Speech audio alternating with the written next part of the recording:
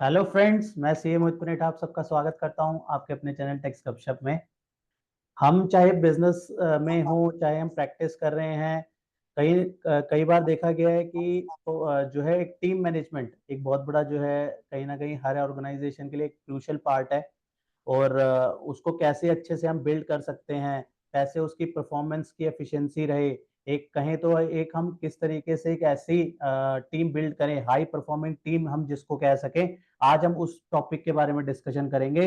और हमारे साथ जो है इस टॉपिक को डिस्कस करने के लिए सीए राजेंद्र शाह भाई हैं हमारे साथ, जो कि कॉर्पोरेट ट्रेनर हैं, साथ ही साथ फैकल्टी हैं इंस्टीट्यूट ऑफ चार्टर्ड अकाउंटेंट में, और मोटिवेशनल स्पीकर हैं। साथ ही साथ कॉर्पोरेट पार्टनर हैं, वो पार्टनरशिप है उनकी काफ़ी, वो मारुति सुजुकी, अन अकेडमी, आईसीएसआई, काफ़ी एनएचपीसी और गेल, काफ़ी सारी बहुत सारे कॉर्पोरेट्स के साथ कॉर्पोरेट ट्रेनिंग देते हैं वो रेगुलर। तो स्वागत है राजेंद्र भाई आपका। तो आज हम इस टॉपिक के ऊपर डिस्कशन करने जा रहे हैं। तो इसके बारे में आपके व्यूज जानना चाहेंगे, ये क्या है। सबसे पहले तो बहुत बहुत स्वागत है आपका। थैंक यू मोहित भाई, thank you so much for inviting me. So definitely this is very important and beautiful topic जो आपने आज पिक किया है। मुझे एक कोट याद आ रहा है, बड़ा इंटरेस्टिंग है, and the quote is very simple कि जीवन में आप फास्ट से चलना चाहते हैं तो अकेले चले, बट जीवन में आप काफी लंबे समय तक चलना चाहते हैं, काफी लंबी दूरी तय करना चाहते हैं, तो आपको एक स्ट्रॉन्ग टीम चाहिए होगा जिससे आप अपनी लंबी दूरी को आप तय कर सकते हैं, लंबी सक्सेस को आप बढ़ा सकते हैं। तो बहुत इंपॉर्टेंट टॉपिक है। ज्यादातर लोगों का चैलेंज यही होता है ऑर्गेनाइजेशन में कि सर हमारा टीम परफॉर्म नहीं कर पा रहे, या अंडर परफॉर्मेंस में, या एम्प्लॉय टर्नओवर बहुत ज्यादा है, या इस तरह का बहुत सारा चैलेंज, चाहे वो प्राइवेट ऑर्गेनाइजेशन हो गया चाहे गवर्नमेंट ऑर्गेनाइजेशन हो गया। एंड इवन अब talk about our CA forms, जहाँ पे इस तरह के चैलेंजेस तो हर दूसरे दिन ट्रांसफर हो रहा है, चाहे एम्प्लॉय हो गया चाहे आर्टिकल से हो गया, हर किसी का ट्रांसफर होता है। तो ये बहुत बड़ी चैलेंज है, इसकी हम साइंस को कई बार नहीं समझ पाते, इसकी साइकोलॉजी को नहीं समझ पाते कि क्यों लोग हमसे छोड़ के चले जाते हैं, क्यों लोग हमारे साथ 5 साल 10 साल 20 साल टिक नहीं पाते। क्योंकि अगर आपको सही में आपके चाहते हैं कि आपके ऑर्गेनाइजेशन को कोई संभाले, संभालने का मतलब है कि आप जब ना हो तभी भी आपका बिजनेस चलता रहना चाहिए। आपका इन्वॉल्वमेंट होके चल रहा है तो वो तो एक बनिया वाले बिजनेस हो गया जो गले पे बैठे हुए हैं, राइट। और गले वाले बिजनेस को आप ज्यादा लंबा कंटिन्यू नहीं कर सकते। बड़ा एक देसी कहावत है, गले वाले बिजनेस ना गले पे आ जाते हैं, राइट। तो वो गले तक नहीं आना चाहिए। वो आप चाहते हैं कि आपका बिजनेस कोई संभाले आपके बिहाफ पे, थर्ड पर्सन। तो उसके लिए ये टीम की जो कंसेप्ट है इसको समझना बहुत जरूरी है। और हमें ज्यादातर लोग नहीं समझ पाते एक अच्छा टीम माने क्या होता है। तो आज हम टीम को कंसेप्ट थोड़ा सा और डिटेल में समझेंगे और इंटरेस्टिंग तरीके से समझेंगे। So first of all thank you so much, आपने इनवाइट किया। और इस टॉपिक को हम थोड़ा सा और आगे बढ़ाते हैं। तो और आगे बढ़ाते हुए बीच बीच में आपका जो सवाल आए तो आप मुझे जरूर इंटरफेयर कीजिएगा, और मैं इस कंसेप्ट को कंटिन्यू कर रहा हूँ। फर्स्ट मोस्ट इंपोर्टेंट जो इनिशियल स्टेप होता है कि एक हायरिंग ऑफ टीम। टीम को हम हायर कर रहे हैं, एक हम पर्सन को हायर करें जो मेरे विजन, मेरे मिशन, मेरे ड्रीम में आके सपोर्ट करे। वो अपना मिशन विजन छोड़ के मेरे लिए आ रहे हैं, मेरे जीवन में आ रहे हैं। हम बहुत बार हायरिंग प्रोसेस हमारा हमारा इतना कैजुअल होता है या इतना ऑब्सेस होता है। मोस्ट ऑफ टाइम क्या होता है कि हमें ना हमारी काम खराब हो रहा है, और वी आर ऑब्सेस बीइंग कि हमें कोई ना कोई चाहिए, फटाफट हम किसी को भी हायर कर लेते हैं। आपने गलत पर्सन को गलत टाइम पे हायर कर लिया तो आपकी बनी बनाई कंपनी को भी खत्म कर सकता है। गलत कंसल्टेंट को या गलत टीम को हायर कर लिया, गलत लीडर को हायर कर लिया, तो वो आपके लिए भी खतरा हो सकता है। आपको स्टीव जॉब का कहानी याद होगा। स्टीव जॉब को उसकी कंपनी से उसी के सीईओ ने हटाया था जिसको उसने एम्प्लॉय हायर किया था। तो बड़ा कॉन्शियस होकर आपको पहले हायरिंग प्रोसेस, हायरिंग कभी ऑब्सेस हायरिंग नहीं होना चाहिए। फर्स्ट ऑफ ऑल आपको बड़ा तसल्ली से और नीड एनालिसिस करके हायरिंग करना होता है। आपको टू दी पॉइंट लिखना होता है कि मुझे एग्जैक्ट ऑर्गेनाइजेशन की रिक्वायरमेंट क्या है। मोस्ट ऑफ टाइम हमें पता ही नहीं होता कि हमें क्या चाहिए। आपको एक वर्कहोलिक पर्सन चाहिए, या आपको एक मैनेजमेंट सपोर्ट करने वाला पर्सन चाहिए, या एक लीडरशिप क्वालिटी वाले पर्सन चाहिए। कई बार होते हैं कि आपको कम एक्सपीरियंस वाले लोग चाहिए, ज्यादा एक्सपीरियंस वाले लोग चाहिए, कम डिस्टेंस वाले चाहिए, ज्यादा डिस्टेंस वाले चाहिए, ऑनलाइन चाहिए, ऑफलाइन चाहिए, मेल कैंडिडेट चाहिए, फीमेल कैंडिडेट चाहिए, मार्केटिंग ओरिएंटेड होना चाहिए, टास्क ओरिएंटेड होना चाहिए, अकाउंटिंग ओरिएंटेड होना चाहिए। क्या पर्पस क्या है आपका। तो आप जितना स्पेसिफिक होंगे उसी तरह के आप स्पेसिफिक लोगों को ढूंढ पाएंगे। तो पहले तो खुद में क्लैरिटी लाना बहुत जरूरी है कि हमें एग्जैक्ट चाहिए क्या। इसीलिए क्वेश्चन पहले खुद पे करना होता है कि what exact I am searching for. जो सर्च करोगे वही मिलेगा, अदरवाइज आप गलत लोगों को उठा के ले आओगे और ये आपके लिए भी चैलेंज हो सकता है, उनके लिए भी मुसीबत हो सकता है। आप दोनों लॉन्ग टर्म तक एक-दूसरे को सपोर्ट नहीं कर पाएँगे। एक अच्छा टीम का मतलब होते हैं कि जहाँ पे हमारे बिना कुछ कहे हमारी मन की बातें समझ जाए, राइट? हमारी अंदर जो चल रहा है वो समझ जाए, हमें ज़्यादा इंटरफेयर करने की ज़रूरत ना पड़े। तो फर्स्ट ऑफ ऑल आपको हायरिंग समझना पड़ेगा कि मुझे हायर किस लिए करना है और इसमें प्रॉपर टाइम लगाएँ। प्रॉपर थोड़ा-सा हो सके रिसोर्स खर्च करें, इंटरव्यू का राउंड बढ़ाएँ, कितने राउंड इंटरव्यू लेना है and take your time first in hiring process. हम इसको कई बार गलती और जल्दी कर लेते हैं। सेकंड इम्पोर्टेंट और मोस्ट इम्पोर्टेंट चीज़ हम जो गलती करते हैं, खास करके स्मॉल फर्म वाले जो लोग होते हैं, खास करके सीए फर्म्स या खास करके जिनके एम्प्लॉयी कैपेसिटी कम है, ज़्यादा नहीं है, हम एक ही पर्सन में ना बहुत सारा रूप देख रहे होते हैं। हम एक एम्प्लॉयी से नहीं चाह रहे होते हैं कि वो हमारा कंसल्टेंट भी बने, वो हमारे मैनेजमेंट का भी हिस्सा बने, वो हमारे लीडर भी बने, वो हमारे फ्रेंड भी बने, राइट? हमें इमोशनल तरीके से भी गाइड करे और एक्स वाई जेड क्या-क्या नहीं चाह रहे होते हैं, जो आए दिन कुछ न कुछ केस आते रहते हैं। देखिए, आप एक ही पर्सन के ऊपर ज़्यादा इमोशनली बोझ डालेंगे ना, तो वो अपना बेस्ट नहीं दे पाएगा। हो सकता है एक्सेप्शन केस में 1-2 निकल जाए, जो आपको शायद ऐसा मिल जाए, बट मैक्सिमम केस में आप एक ही पर्सन से अलग-अलग तरह का रोल आप उम्मीद करेंगे, तो शायद उसमें गड़बड़ हो जाए। तो आप एज़ ए एम्प्लॉयी है, तो उसको एम्प्लॉयी की तरह देखें, उसमें आप दोस्त ढूँढने की कोशिश ना करें। या उसमें आप एज़ अ मेंटर ढूँढने की कोशिश ना करें या मेंटी ढूँढने की कोशिश ना करें। बहुत बार हम एक ही पर्सन में बहुत ज़्यादा कुछ ढूँढ रहे होते हैं और इससे हमारे एक्सपेक्टेशन मिसमैच हो रहा होता है। और ये सामने वाले के ऊपर भी एक बर्डन आ रहा होता है कि सर मुझसे इतना कुछ उम्मीद कर रहा है, सर मुझसे इतना एक्सपेक्ट कर रहा है। तो फर्स्ट बी स्पेसिफिक। से सेकंड थिंग कई बार क्या होता है कि हम अपनी लाइफ फिलॉसफी की वजह से, जो हमारी जीवन की फिलॉसफी की वजह से हम अच्छे लोगों को खो देते हैं अपने जीवन से। या हम अच्छे एम्प्लॉयी को कई बार बहुत हाई चांस है कि हमारी जो लाइफ फिलॉसफी है, हमारी स्पिरिचुअल फिलॉसफी है या हमारी पॉलिटिक्स फिलॉसफी है, हमारे आस-पास के लोगों से मैच ना करे। हमारे एम्प्लॉयी के साथ, हमारे आर्टिकल्स के साथ, हमारे मैनेजर मैनेजर के साथ वो फिलॉसफी मैच ना करे। देखिए, आप अगर आप किंग बनना चाहते हैं ना, एक राजा बनना चाहते हैं, तो ज़रूरी नहीं कि आपके किंगडम में सब आपके दोस्त होंगे, राइट? या सब आपके थॉट से मैच करेंगे। तो आपको ये देखना है कि मुझे दोस्त ढूँढना है या एम्प्लॉयी ढूँढना है? आपकी काम का बंदा चाहिए या आपकी आपकी जो थॉट से मैच करे वो बंदा चाहिए। और कई बार ये संभावना ज़्यादा हो सकता है कि कई पर्सन आपको टेक्निकली बहुत स्मार्ट मिलेंगे, काफ़ी अच्छे वर्कहॉलिक इंसान होंगे, काफ़ी सही काम करेंगे। बट हो सकता है कि जिस चीज़ पे आप एग्री करते हैं, जो आपका लाइफ फिलॉसफी है, थॉट फिलॉसफी है, उस पे वो डिसएग्री करे, उसका मैच ना करे। तो जिस दिन आप ये कंफर्टेबल हो जाते हैं अपने किंगडम में हर तरह के लोग रखने के लिए, आपके बिज़नेस ऑटोमैटिक ग्रो करना सीख जाएँगे। तो आपको देखना है कि मुझे ज़बरदस्ती अपने थॉट को इम्पोज़ नहीं करना। एक और बहुत चीज़ मैं एम्प्लॉयी में देखता हूँ और जो हम स्टार्टिंग से ये बातें बहुत गड़बड़ कर लेते हैं और हमारा चैलेंज होता है। आप हायरिंग कर रहे हैं, टाइम के अकॉर्डिंग हायरिंग कर रहे हैं और टास्क ओरिएंटेड कर रहे हैं। 2 तरह का हायरिंग होता है, time oriented, task oriented. Time oriented का मतलब है इस पर्सन ये 10 बजे ऑफ़िस आएगा, शाम को 5 बजे, 6 बजे निकल जाएगा। ये टाइम ओरिएंटेड पर्सन हो गया। इसके साथ मेरा रिलेशन ही टाइम ओरिएंटेड था। भले इम्पोर्टेंट काम है, अर्जेंट काम है, काम नहीं है, वो अपने टाइम पे आएगा, टाइम पे निकल जाएगा। This is a first category person. Second category person ये होता है, एम्प्लॉयी होता है, ये टास्क ओरिएंटेड होते हैं। टास्क है तो ये पूरा अपना जान लगाते हैं। ओवरटाइम करने की जो तो वो भी करते हैं। टास्क नहीं है तो थोड़ा-सा हम रिलीफ भी देते हैं। तुम चाहो तो थोड़ा-सा लीवरेज ले सकते हो और चाहो तो तुम अपने हिसाब से आ भी सकते हो, वर्क फ्रॉम होम भी कर सकते हो या कोई नीड है तो उसमें भी लग स तो हमें रिलेशन किस तरीके से बिल्डअप करना है ये डे 1 से आपको एम्प्लॉयी के साथ डिसाइड करना पड़ेगा। तो बहुत बार हम क्या होते हैं कि हम टाइम अकॉर्डिंग रिलेशन बिल्डअप करते हैं और हम चाह रहे होते हैं कि टास्क ओरिएंटेड रिजल्ट दें। तो ये आपको मिसमैच हो जाते हैं और यहाँ पे हम कई बार गड़बड़ कर लेते हैं, इसको एक बार ध्यान देना ज़रूरी है। इस तरह का बहुत सारा पॉइंट है बट मैं चाहूँगा कि अभी कोई आपका सवाल आई थिंक आप बहुत नोट कर रहे हैं, कुछ ध्यान से सुन रहे हैं, तो कुछ अगर आपका इनपुट है तो बताइए? इसमें जैसे कई बार क्या होता है ना किसी का नेचर अगर किसी का पर्सनल नेचर कैसा है कई बार कई लोग कुछ फ्रेंडली नेचर के होते हैं, कई थोड़े स्ट्रिक्ट नेचर के होते हैं, उनका नेचर जो है कई जैसे ज़्यादा बोलने वाले होते हैं। एज़ अ एम्प्लॉयर की अगर हम बात करें तो कई जो है वो कम बोलने वाले होते हैं।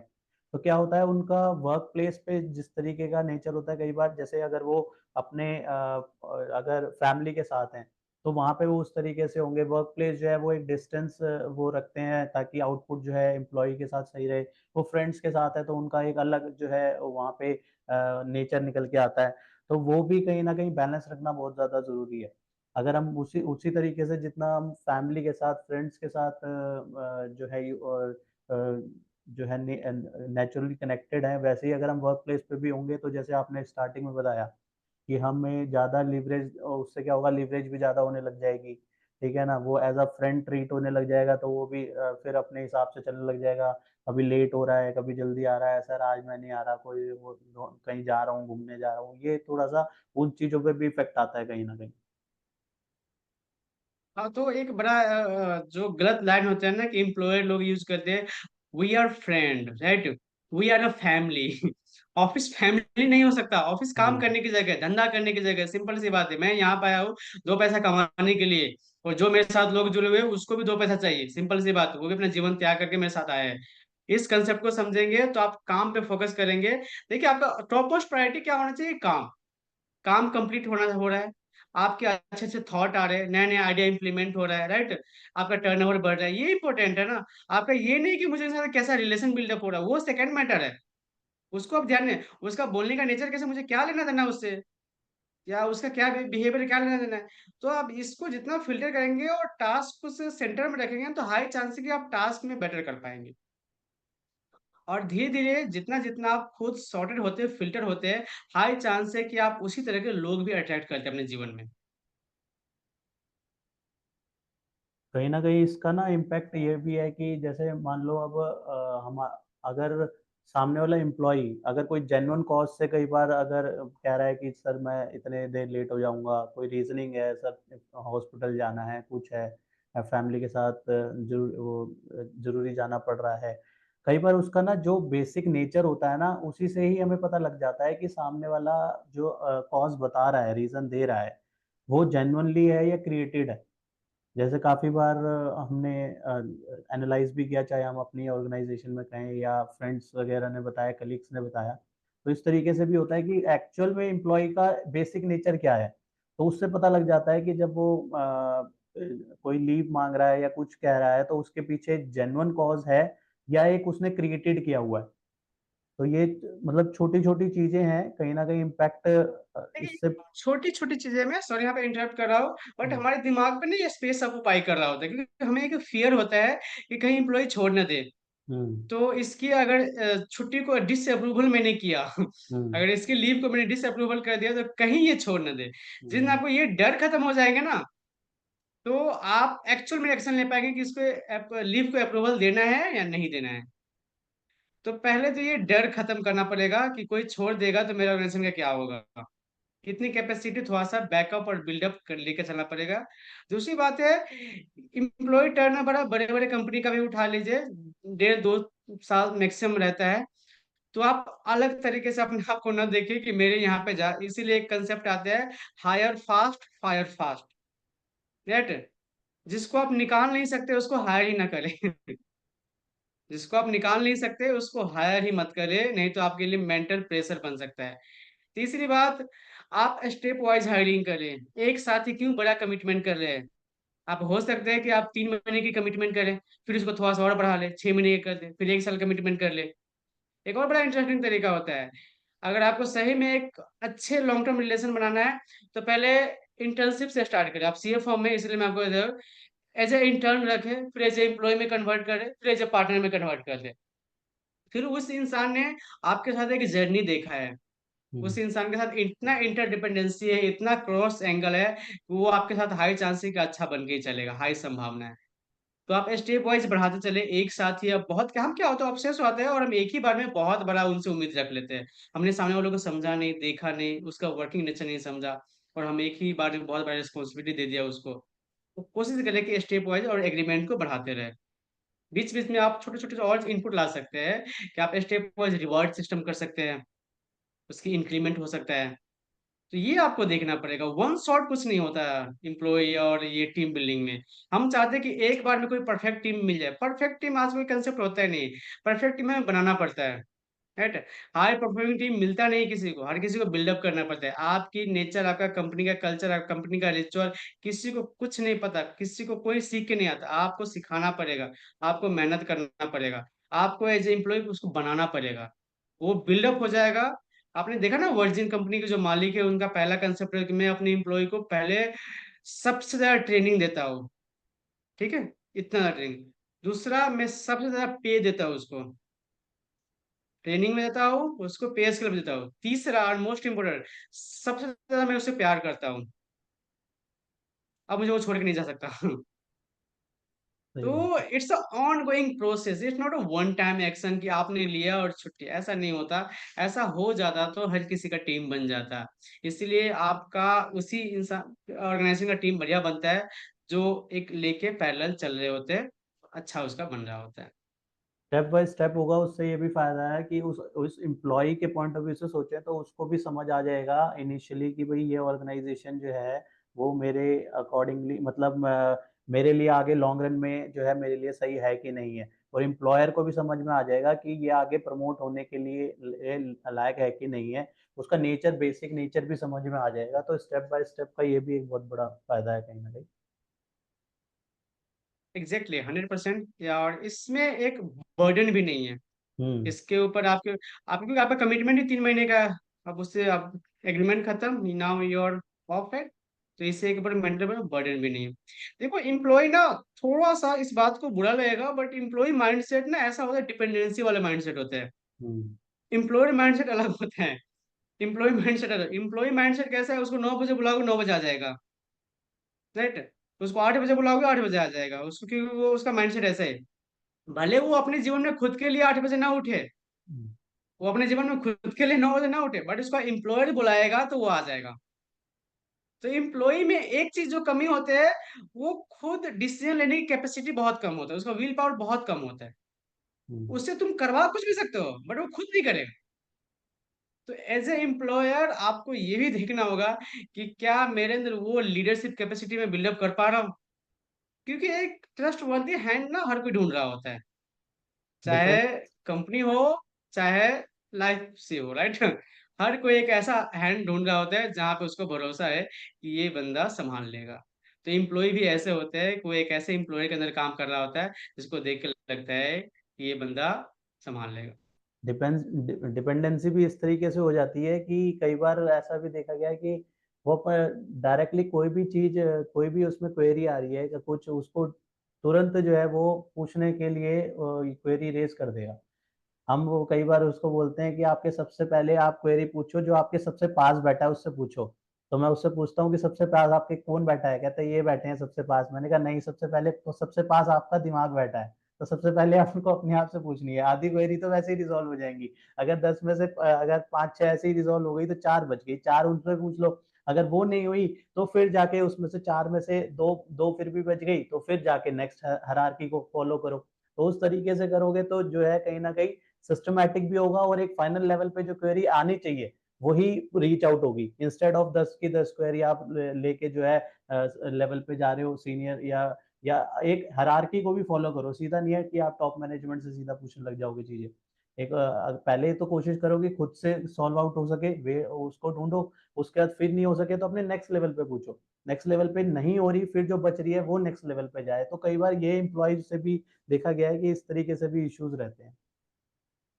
नहीं, ये बहुत इम्पोर्टेंट पॉइंट है और स्टार्टिंग से ही आप ये कल्चर नहीं डेवलप करेंगे, हमें क्या होता है ना कि हम कई बार हमारे एम्प्लॉयी ना हमारे पास हर बात के लिए आते हैं ना, हमें अच्छा लगता है, देखो हमसे कितना आप पूछ रहा है या हमारे सामने कितना वो कंसर्न है।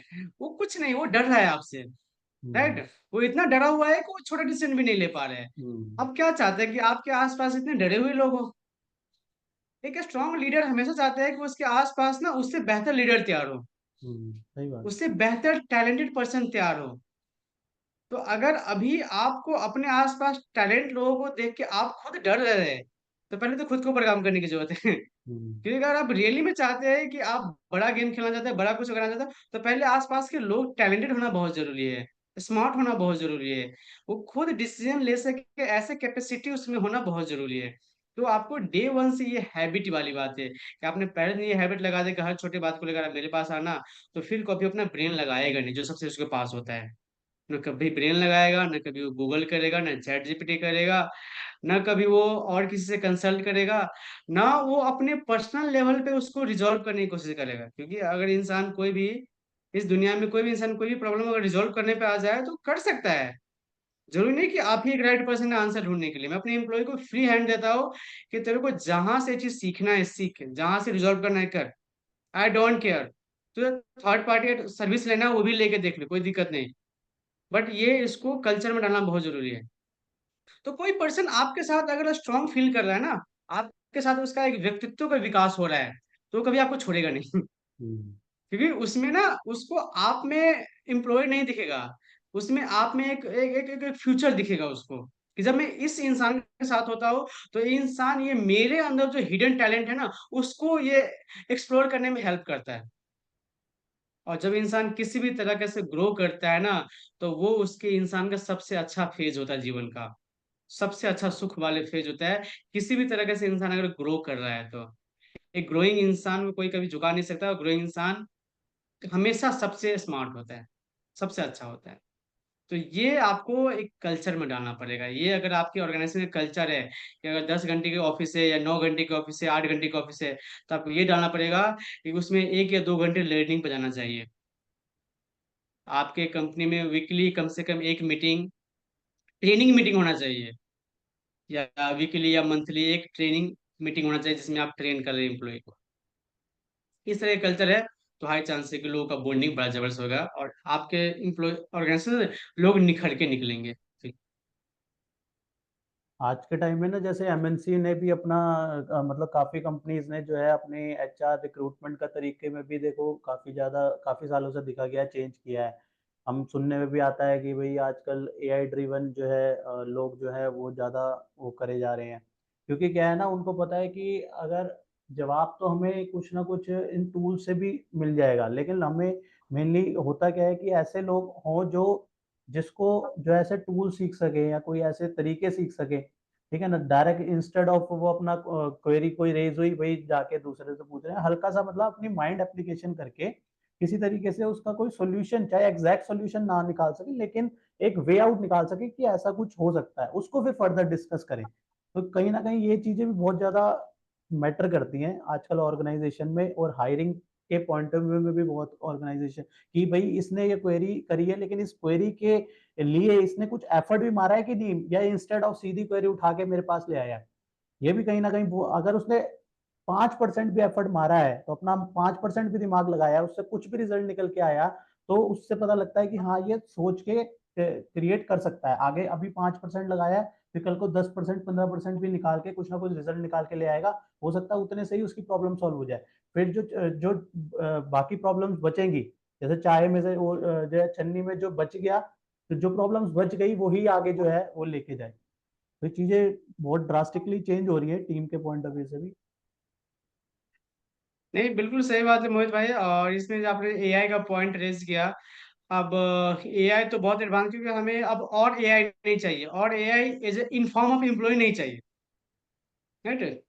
अगर मैं सारा काम एआई से कर रहा हूं तो फिर लोगों की क्या जरूरत है मुझे? Why did need I person to sell you about this particular amount and time and resource and all these things? So I need a person जो एआई को हेल्प लेते हुए मेरे को और आगे की बात बताए, क्योंकि एआई तो मेरे पास है ही ना। अब तुम भी यही तो एआई का ही चीज़ें हो काम रही हैं करोगे तो फिर मैं क्या करूँ? कि 10 एम्प्लॉयी जो हैं, वो उसकी जगह वो 3 एम्प्लॉयी जो है उतने बेटर टास्क कर ले रहे हैं कि वो 3 एम्प्लॉयी जो हैं, वो टेक्नोलॉजी ड्रिवन रिजल्ट उन 10 से ज़्यादा का निकाल जा रहे हैं। यही तो चीज़ें चेंज हो रही हैं कि भई वो 10 कम घंटों के अंदर और उन 3 को क्या फ़ायदा हो रहा है, उन 3 को जो है हाई पेइंग जा रही है क्योंकि वो 10 7 बंदों की सैलरी भी तो बच गई ना। वो क्या उनको उनको देने में क्या दिक्कत है? वो उनको उनके भी फ़ायदा है 3 एम्प्लॉयी का जिनको टेक्नोलॉजी ड्रिवन जो चल रहे हैं और प्रॉब्लम किनको आएगी जो भई यूज़्ड टू नहीं हो रहे, जो चीज़ें चेंज हो रही हैं उसके हिसाब से यूज़्ड टू नहीं हो रहे। 100% भाई। और जो लोग टेक्नोलॉजी के साथ आप अपने आप को अपग्रेड नहीं कर पा रहे हैं, तो उनका तो आगे जाके पता नहीं फ्यूचर कितना है। सो हुँ, वही पर्सन टिक पाएंगे आगे जाके जो सॉल्विंग माइंडसेट है, प्रॉब्लम को रिजॉल्व करना जानते हैं, चाहे वो उसके लिए एआई का हेल्प लेना पड़े, चाहे उसके लिए कोई बाहर की दुनिया का हेल्प लेना पड़े। और जो लोग सिर्फ एआई वाले काम कर रहे हैं कि मैं डॉक्यूमेंटेशन कर दूंगा या मैं ये एसओपी तैयार कर लूंगा या ये सिस्टम है, तो वो काम तो सारा एआई भी कर रहा है। तो उसके लिए आपको क्या ही जरूरत है, वो तो मैं एक कमांड दूंगा, प्रॉम्प्ट एक्शन दूंगा, वो मुझे आपसे बेहतर और ज्यादा एरर फ्री रिजल्ट दे देगा मुझे। सही तो बात। मैं क्यों आपके पास जाऊँ। बिल्कुल भाई, बहुत अच्छे आपने इसके ऊपर इंसाइट्स दिए। तो कोई क्लोजिंग रिमार्क्स इसके पूरे उसमें? क्लोजिंग रिमार्क्स यही भाई कि मैंने स्टार्टिंग में एक बोला था कि हायर फास्ट फायर फास्ट। आप हम्म। उनको जीवन में कभी भी हायर नहीं करें जिनको आप फायर नहीं कर सकते। हम्म। सिंपल सी बात है। और एक अच्छा एम्प्लॉय ढूंढ रहे हैं तो एक अच्छा एम्प्लॉयर बनने की कोशिश करें। और बहुत बड़ा हम अच्छा एम्प्लॉयर क्या होता है उसकी चर्चा हम कभी और करेंगे कि अच्छा एम्प्लॉयर का क्या मीनिंग होता है, क्या डेफिनेशन होता है। तो ask your self, am I deserving a good employ और कैंडिडेट। सिंपल सी बात है, स्पाउस सिलेक्शन वाली बात है। क्या मैं सही स्पाउस डिजर्व कर रहा हूँ। बिल्कुल तो बिल्कुल। सही एम्प्लॉय तभी मिलेंगे जब आप सही तरीके से एम्प्लॉय बन के दिखाएंगे। नहीं तो लोग आएंगे और 2-4 महीने आपके साथ एक्सप्लोर करेंगे, फिर आपको टाटा और बाय बाय कह के चले जाएंगे। तो उसके लिए आपको एक सामने वाले को स्पेस देना पड़ेगा, सामने वालों को समझना पड़ेगा। और जो आपके एम्प्लॉय कम और आपके साथ एक बिजनेस माइंड खड़ा हो रहा है, आपके साथ 10 एम्प्लॉय ना कहे कि मेरे साथ 10 बिजनेस पर्सन खड़ा है, राइट। तो वो एक अलग तरह की कंपनी बनेगा। और डर से ऑपरेट ना करें, बिजनेस कर ले, थोड़ा सा हिम्मत लाए। बहुत बढ़िया, काफ़ी अच्छे आपने इंसाइट्स दिए। काफ़ी जो है आपने जो इसके ऊपर कवरेज करी है कि how to build a high performance team. तो काफ़ी लोग जो हैं, काफ़ी फर्म्स, काफ़ी लोग जो हैं इन इन चीज़ों के ऊपर जो है वर्किंग भी चाहते हैं। तो कहीं ना कहीं अगर आप एज अ व्यूअर्स, आपसे भी रिक्वेस्ट है, अगर आप राजेंद्र भाई से इन चीज़ों के लिए कनेक्ट होना चाहते हैं तो डिस्क्रिप्शन में हम नंबर भी दे देंगे। तो इस तरीके की अगर आप कोई भी चाहते हैं टीम के लिए कोई सेशन हो तो आप ज़रूर राजेंद्र भाई से कांटेक्ट कर सकते हैं। राजेंद्र भाई, बहुत सारे ऐसे और टॉपिक्स होते हैं, जैसे हम कहें emotional intelligence, business ethics, stress management के ऊपर हो गया, जिसके रेगुलर जो है कहीं ना कहीं यूज रहता है। तो आपसे रिक्वेस्ट रहेगी कि आगे भी इस तरीके के सेशन हमारे साथ जो है लेते रहिएगा, राइट। तो ताकि हम जो है औरों के साथ भी आपके व्यूज शेयर कर सके। तो थैंक यू सो मच आज के इस एपिसोड के लिए। इसमें आपने बहुत अच्छे अच्छे इंसाइट्स दिए हैं, काफ़ी ज़्यादा लोगों के कमेंट्स भी रहेंगे। और प्लीज़ आपसे रिक्वेस्ट है, आपने व्यू देखा तो आप कमेंट बॉक्स पे बताइएगा आपका क्या इंसाइट है, आप इस पे कुछ ऐड ऑन करना चाहते हो प्लीज़ मेंशन कीजिएगा। तो थैंक यू सो मच भाई, मिलते हैं। आपसे रिक्वेस्ट रहेगी आगे प्लीज़ इस तरीके के सेशन ज़रूर लीजिएगा। थैंक यू मोहित भाई, thank you so much for inviting me and it was a nice conversation with you. And I am happy that कि मुझे आपको ये साथ ये थॉट शेयर करने का मौका मिला। और जस्ट फॉर इन्फॉर्मेशन, ये 1% भी बातें नहीं है। प्रैक्टिकल वर्कशॉप होते हैं, प्रैक्टिकल ट्रेनिंग होते हैं, आप वहाँ पे आएंगे तो आपको बहुत कुछ और एक्चुअल में कैसे इम्प्लीमेंट होते हैं, एक्चुअल में कैसे अप्लाई करते हैं, कैसे कोलैबोरेशन बढ़ता है, कैसे कॉन्फ्लिक्ट खत्म हो सकता है, कैसे एक विनिंग माइंडसेट तैयार होता है, कैसे हम लीडरशिप को डेवलप करते हैं, कैसे एक अच्छा टीम बिल्डअप होता है, कैसे ट्रस्ट लेवल बढ़ता है, कैसे अकाउंटेबिलिटी सेट होता है। तो ऐसे बहुत सारा पॉइंट होता है जिसको हम एक्चुअल में जब करेंगे तब समझ में आएंगे। सो और ये दैट सारी इज माई परफेक्ट, दैट चीज़ें इज माई ये डोमेन एरिया, मैं करता हूँ मैं। Right right. और सॉरी, कुछ कुछ कह रहे हैं आप। आप देखेंगे जो राजेंद्र भाई जब करवाते हैं ये प्रैक्टिकल चीजें, तो काफी ज्यादा जो है ये फन ओरिएंटेड और ऐसी एक्टिविटीज हो जाती हैं जिसमें कहीं ना कहीं ऐसी सबके लिए एक पूरी टीम के लिए एक अच्छा कल्चर भी डेवलप हो जाता है, साथ साथ अंडरस्टैंडिंग भी बनती है, साथ साथ लर्निंग भी होती है कहीं ना कहीं। हमने तो खुद एक्टिविटीज इस तरीके की देखी है राजेंद्र भाई की। तो आपसे रिक्वेस्ट है कि आप भी ऐसे देखिएगा, इनकी आप इनकी डिटेल ले सकते हैं नीचे, बट हम डिस्क्रिप्शन में नंबर डालेंगे, अगर आपको लगता है ऐसा तो आप प्लीज़ राजेंद्र भाई से कम्युनिकेट कीजिएगा। तो thank you so so much भाई इस चलिए, thank you so much. Thank you भाई, थैंक यू सो मच।